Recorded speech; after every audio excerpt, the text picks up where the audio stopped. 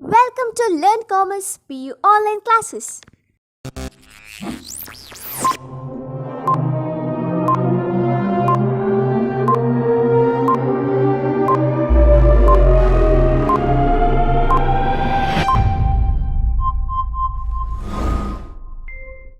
Don't forget to like our video and subscribe our YouTube channel for all the updates. Hello, welcome to Business Studies online classes.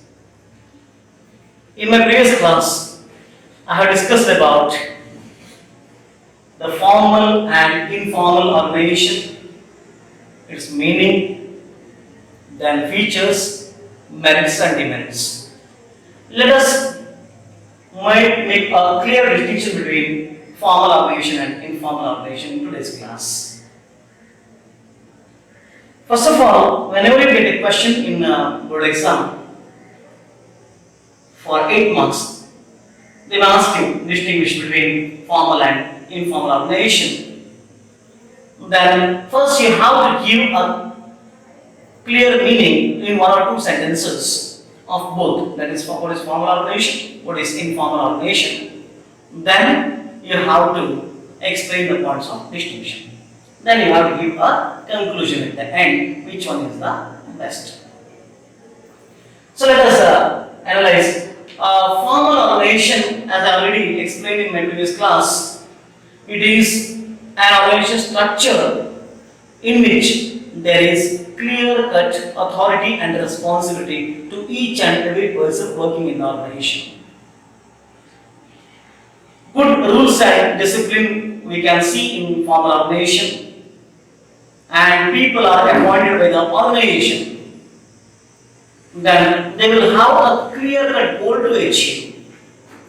But in case of informal organization, you will not see these things. There are no rules and regulations to follow.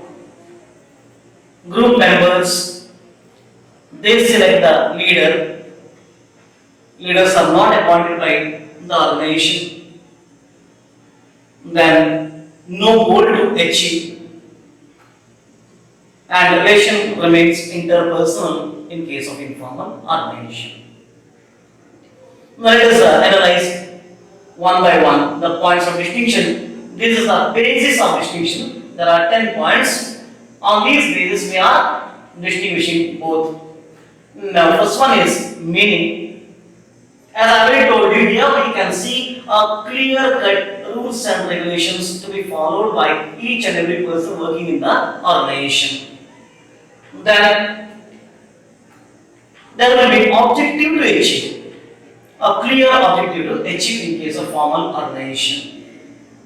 But in case of informal organization, there is no objective to achieve, and there are no rules and regulations to be followed. Because like-minded people, they will sit together and they will do the discussion. That is called informal organization. Need not be the manager in formal organization. He may become a member of the group, and a supervisor of the formal organization may become the leader in case of informal organization. So this is the distinction that is regarding that's terms of meaning. Now moving on to the next point is origin. Formal organization is created by the management. It is not automatically gets created. So here management will prepare a clear organization structure, and on the basis of the requirement, the management will appoint the people depending upon their qualification and experience. So in case of formal organization, it gets coordinated to achieve a particular goal. But in case of informal organization, it gets automatically created. Because of the interaction of the people in formal organization, the informal organization gets created. The people from different departments, maybe from purchase department, maybe manager, from production department, maybe an engineer, a supervisor from maybe that is instrumentation department, they will come together. They will sit somewhere, maybe in the canteen or maybe anywhere under casual circumstances. They will discuss everything regarding their personal life, maybe related to the work that is done in the organization on that day. And there are no rules and regulations to follow. Here, the supervisor may become the group leader, maybe he is more influential socially, or he has political power, something like that. So, then the other two will accept the supervisor as a group leader, though the manager is the leader in the formal organization. So, here, in case of informal organization, we can see the original, it gets originated because of the relation between the people, and not because of the authority or power. Third one is authority. In case of formal organization, the authority increases as the position increases. The person who is at the top of organizational ladder, that is structure in an organization will prepare, in that who stands at the top enjoys more authority. Let me give you an example. The managing director or a chairman enjoys the highest authority in a formal organization. Because all others who are there in the organization are subordinates to the managing director, and they have to listen to the managing director's decision. So, more the position, higher the position, more will be the authority in case of formal organization, and authority increases as the position increases. But in case of informal organization, the authority, there is no clear-cut authority in case of informal organization, because people sit together spontaneously or automatically, they create an organization, so there is no authority. Authority flows in all the directions, because anyone can become the group leader. Third one is behavior of the people in the organization. In case of formal organization, we can see good rules and regulations. The people will obey to the superior, and there will be authority and responsibility among the people. There we can see good discipline and strict rules and regulations in formal organization. Then in case of informal organization, the behavior of the people is not as per the rules and regulations. It is due to the norms fixed by the group members or the group leader, and it is totally flexible. Because whatever the leader says, the group members will follow. There will be a norm for the people to observe. Code of conduct, rather, you should say. Then next one is communication. The communication in case of formal organization moves in scalar chain. Or scalar chain means the line of authority from top to bottom. Formal line of authority from top to bottom in an organization structure is called, that is formal authority or scalar chain, which we have studied in Principles of Management, second chapter. But in case of informal organization, the communication flows in all directions. You might have heard a proverb that is when communication is properly done, half of the work is completed. Because communication matters a lot. Miscommunication definitely will land the people in trouble. Work may not be done properly. So it is better to communicate properly. So communication channels should be proper. In case of formal organization, mostly it remains in the form of, that is written, black and white, like in the office memo or circulars or policy guidelines or maybe telephone line communication, or fax, email. All these are the lines of communication in case of formal organization. And communication flows mostly from top to bottom and bottom to top. That is, vertically it flows from bottom up and top down, like this. But in case of informal organization, communication may flow in all directions. There are no formal channels that you should communicate in this way only. No. You can communicate with anyone at any point of time through any means. You can communicate casually in a canteen, when you sit at the bus stand, or anywhere for that matter, you can communicate. So it is communication. Communication remains, that is flexible in case of informal organization, or it flows in all directions. Then nature.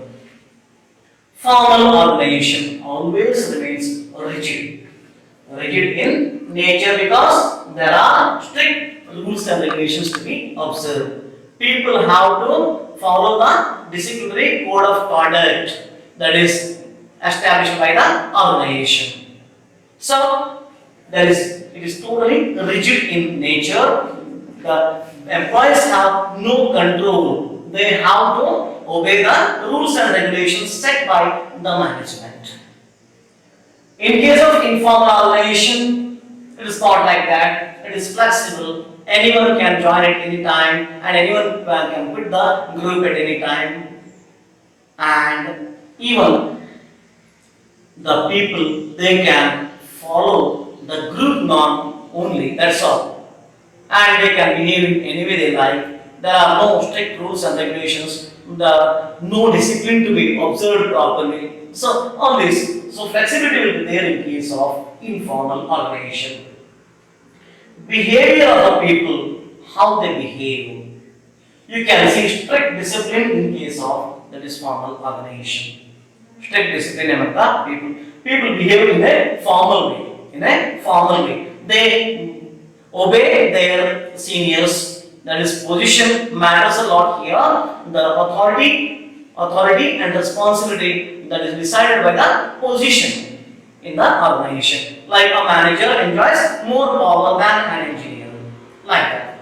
But in case of informal organization, behavior of people is not guided by rules and regulations. It is through the group norms. Whatever the group accepts, the like-minded people will sit together. Whatever they think fit, that will be the group behavior. That will be the group behavior. Everyone will follow in the same. Like we can see some people sitting in the bus stand, chatting, maybe in the evening hours.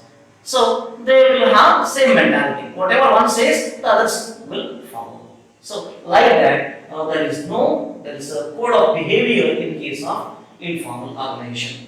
Then purpose. Why it is established? Formal organization. Why it is set up? It is set up for it is started for a particular goal to achieve. There is a goal to achieve in hand in case of formal organization.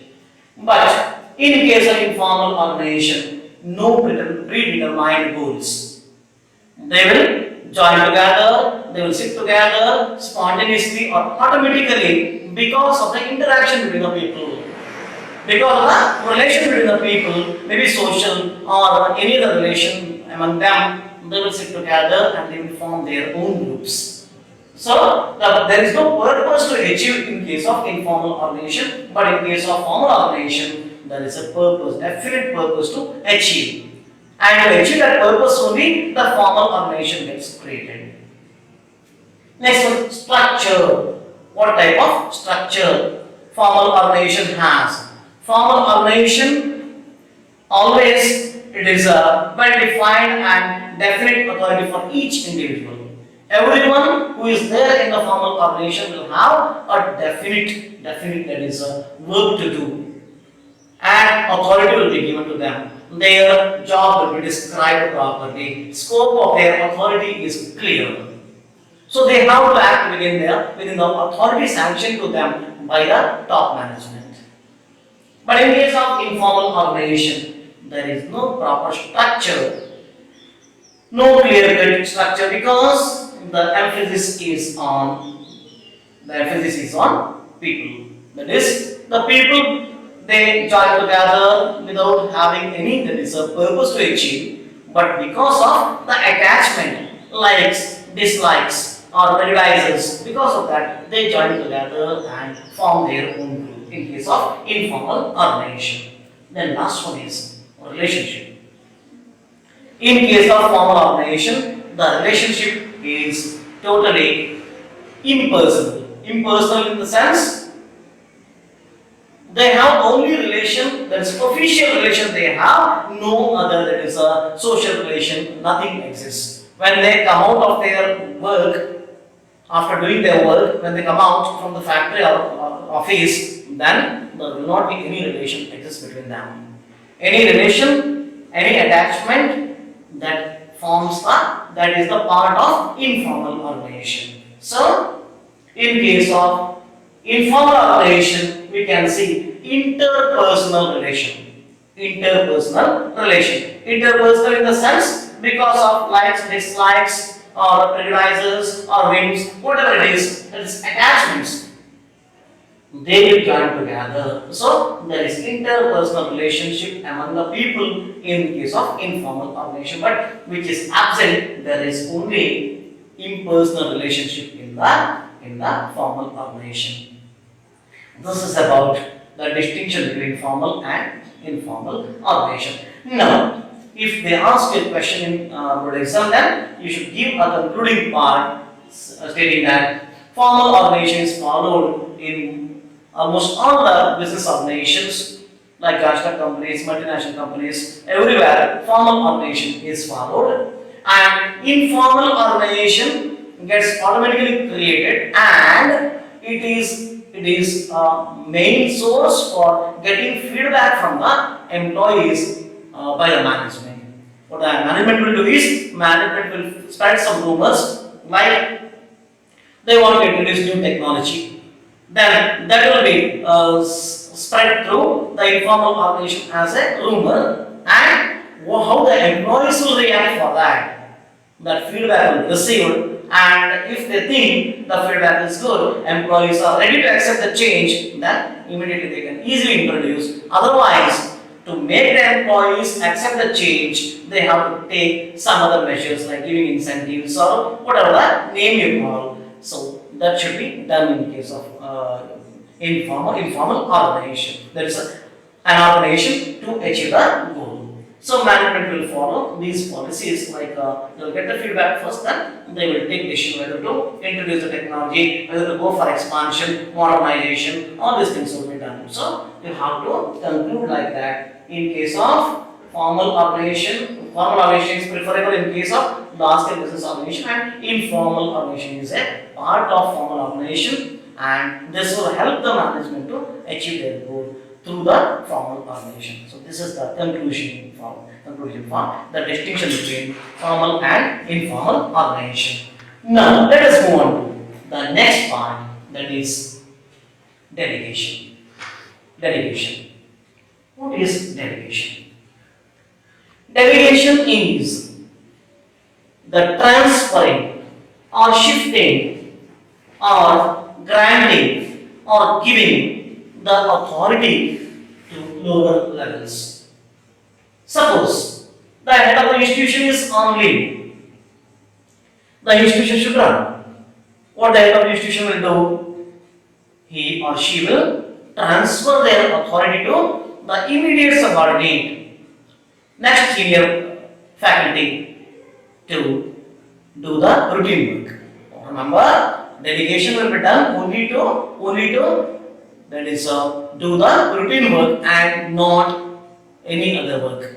In case of emergency, only the routine, that is authority will be given to the subordinate, and all the authorities will not be transferred.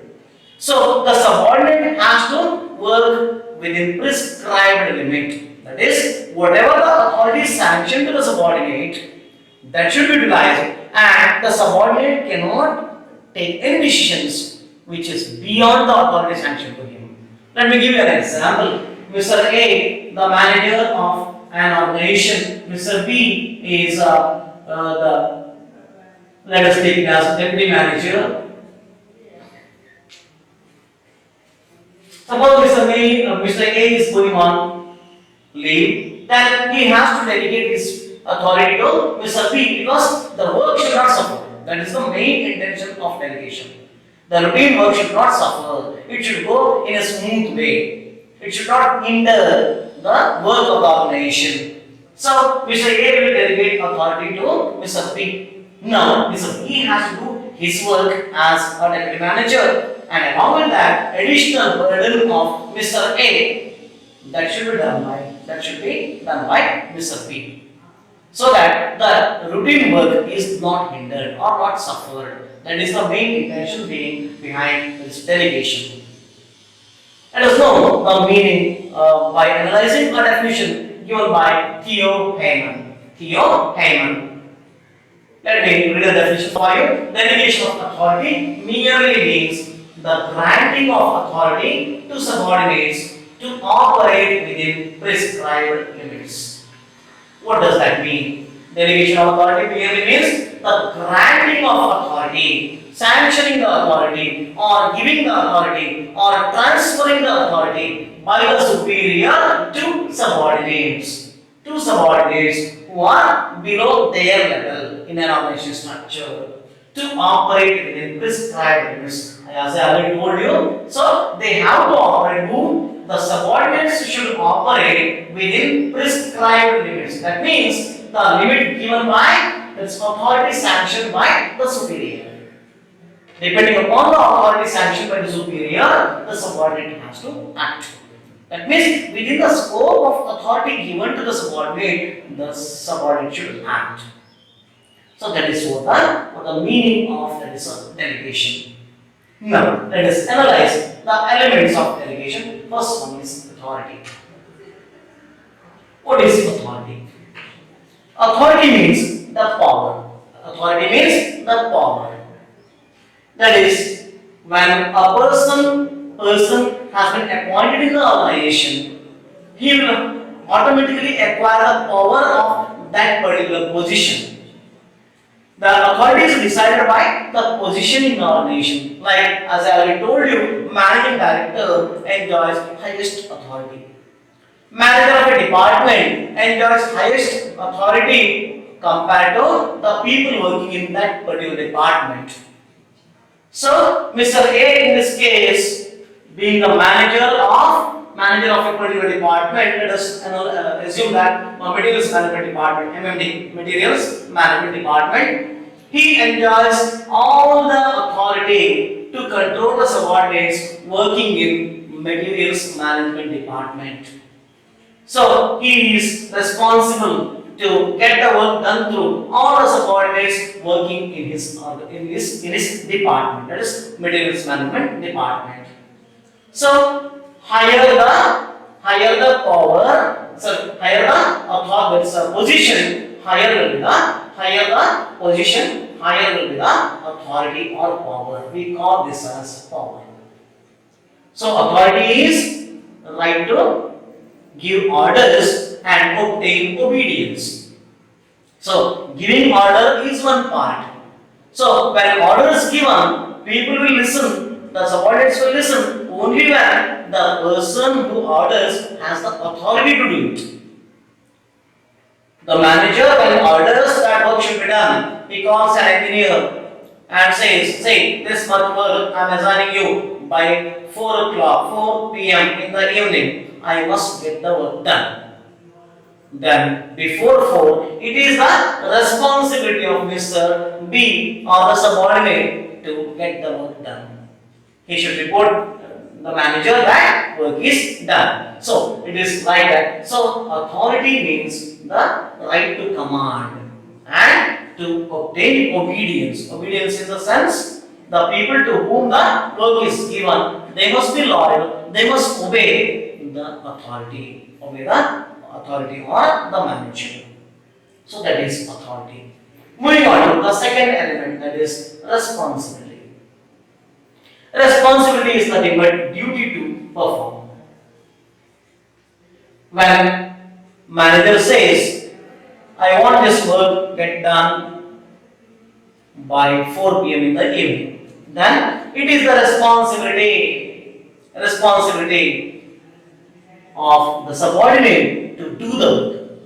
It comes or it gives the subordinate to do the work, or it orders the subordinate to do the work. So responsibility means that is to do the duty properly and to report to the person who has commanded or who has issued the orders. So that is responsibility.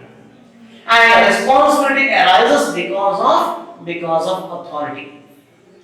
When command is given, then responsibility starts. When work is assigned, then responsibility starts. And authority starts when the person is fixed to a particular position in the organization. So, position, authority, then authority, responsibility. Then the third one is accountability. Accountability means answerability. The person is answerable to a particular person for the work done or not done.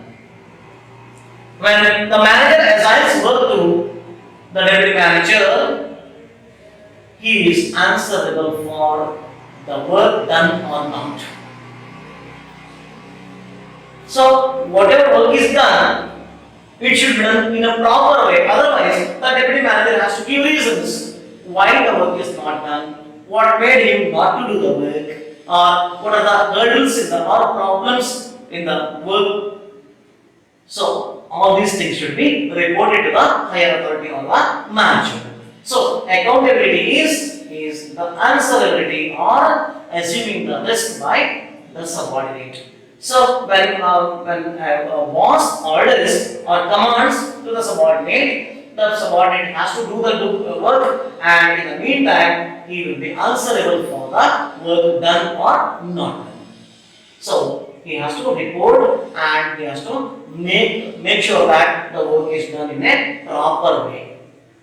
Like suppose someone took the contract of constructing a road. If the road is not properly constructed, the person who took the responsibility to do the work is answerable. Maybe to the department or to the person who has assigned the work. So that is about the accountability. So these are the three elements of delegation. So delegation